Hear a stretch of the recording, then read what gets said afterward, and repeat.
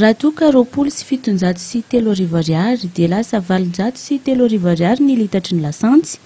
Ny gazoil kosa dia 303 ny litatra raha toa ka 503 teo aloha.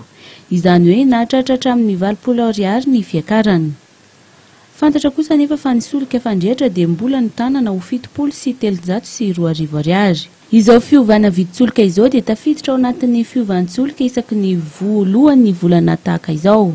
Efa nisy ny fiakaran'ny vidin-tsolika tamin'ny voalohan'ny volana febroary lasa teo, fa andro vitsy taorian'izay dia niverina tamin'ny vidin'ny volana janoary ihany izany, taoriany ny fivoriana an-tampony. Manahy mafy manoloana izany ny mponina nisy ny fiantraikan'izao fiakarana vaovao izao indray.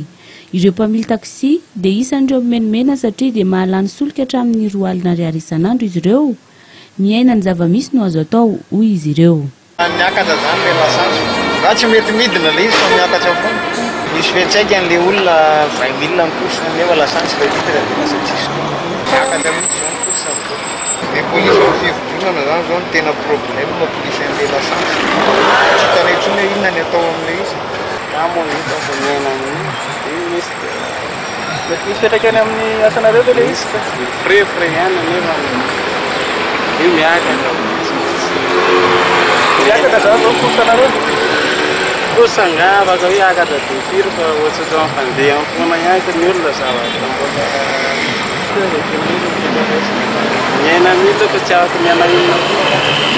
Ity fiakarana ity no fiakarana fanontena tamin'ity taona 17 ity. Manantena ny mpanjifa dia isy hatrany ny fidinana tahaka ny tamin'ny iray volana lasa iny.